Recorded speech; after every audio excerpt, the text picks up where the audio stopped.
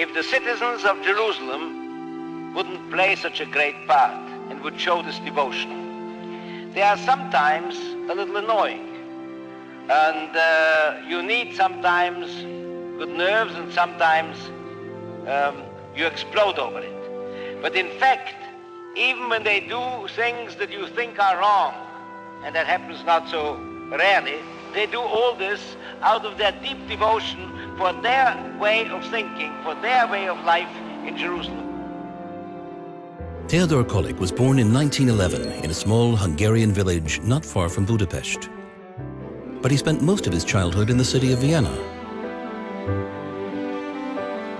In 1934, Teddy immigrated to Palestine and became one of the founders of Kibbutz Ein Gev.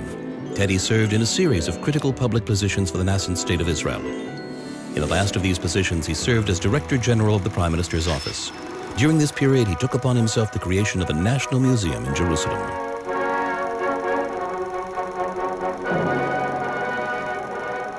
At the festive opening ceremony, in the presence of the President of the State of Israel, artists and dignitaries, the Israel Museum opened in Jerusalem. The visionary behind this idea and the living force who drove the establishment of the museum, Mr. Teddy Kolik, said at the opening ceremony that in order to receive the greatest and most important works of art, we needed to build them a real home, the best of all. The best of all was Teddy Kolik's work ethic. In everything he built and did for Jerusalem, he tried to do the best of all. When Teddy celebrated the opening of the Israel Museum, he had no idea, and if someone had told him, he would have laughed, that within a very short time, he would become one of the next builders of Jerusalem, and the greatest contractor that the city had known since Herod.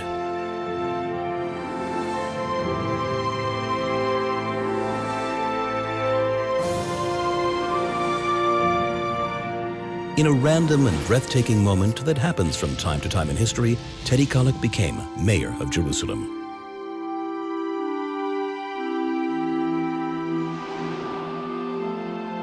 Jerusalem, a small and poor city surrounded by fences and landmines, was definitely not the heart's desire of a public servant. I didn't know anything about the work of the mayor, and I also didn't believe I had any chance at all, he said, and cursed those who sent him on his mission. And then he committed himself to the election campaign.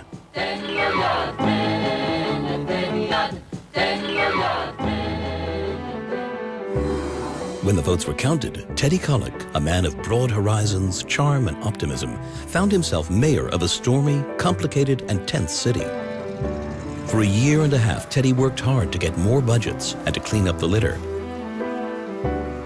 It is hard to say that he was happy in his new job.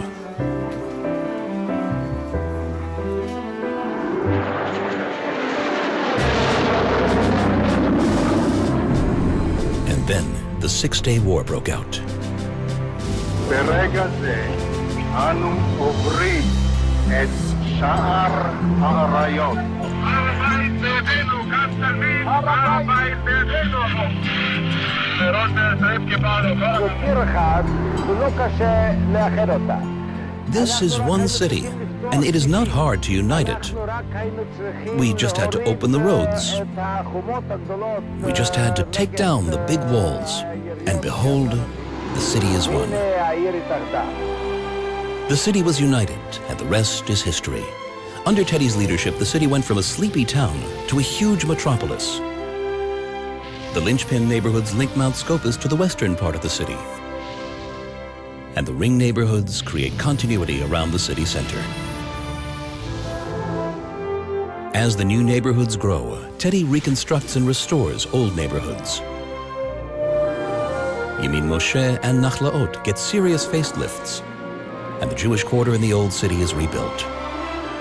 Teddy tries to advance equality among the different populations of the city, Christians, Muslims, and Jews. He advances the approach that Jerusalem is holy to all three faiths, and that each one has a place here. Living side by side, but not encroaching on each other. He said this, and he did it.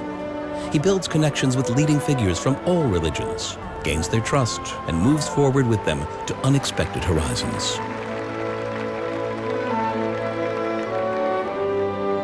Teddy, a man who knew how to make friends and make each one feel special, connects the who's who of the world to Jerusalem. Artists, musicians, film stars, also presidents and heads of state. They enjoy his company, and he knows how to walk among them.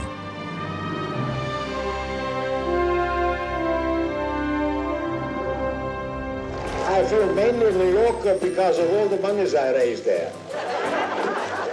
And I have a clear understanding with Mayor Koch. She can't raise any money here, but I can raise money there.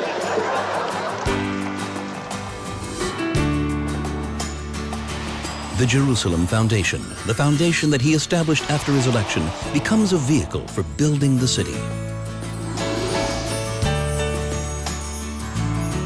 The foundation connects donors to projects and sets up a series of cultural institutions throughout the city. In the Tower of David, the foundation establishes the Museum of the History of Jerusalem. In Museum Row on Givat Ram, the foundation establishes the Blumenthal Science Museum. On the hills of the Ben Hinnom Valley, across from the walls of the Old City, the foundation establishes the Jerusalem Cinematheque. Football is also culture, Teddy said, and the foundation built Teddy Stadium. In the Jerusalem Convention Center, Binyanei Ha'omah, Teddy establishes the International Book Fair. And the first building in Jerusalem that was built outside the old city walls, Mishkanot Sha'ananim, the foundation turns into a guest house and center for dialogue, ethics, and culture. The Arab Central Library, built in the eastern part of the city, and the Sheikh Jarrah Medical Center, just two examples of cultural and welfare institutions that the foundation established to improve the quality of life for residents of Arab neighborhoods. Coexistence in Jerusalem was a cornerstone of Teddy's beliefs. But Teddy didn't just take care of culture alone. Through the foundation, he established community centers throughout the city. Kindergartens, synagogues, old age homes, wherever there was a need. He put a special emphasis on the Green Revolution. Jerusalem, made of stone and surrounded by desert, had not developed a garden culture. Until Teddy. And through the foundation, 200 gardens, many with special characteristics, were created throughout the city. Teddy especially loved the Tish family zoological gardens that the foundation established. He kept his special affection reserved for the elephants, named after himself and his wife Tamar. All across the city, sculptures by foreign and Israeli artists were erected.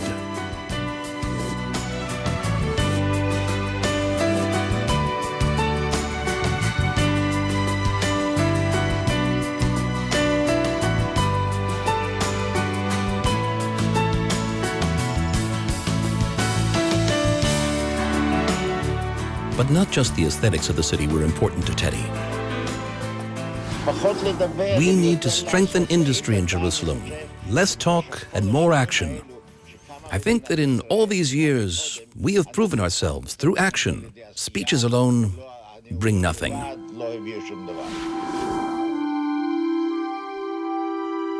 Teddy always said that there is no promotion after Jerusalem, and always denied that Jerusalem was lucky to find him. I know that the opposite is true. I was lucky to find Jerusalem. Teddy knew that Jerusalem needs a protector, someone to bring comfort, and not just another prophet of destruction. There have been more than enough of these. Instead, he turned Jerusalem into what it is today, a flourishing city, young and vibrant.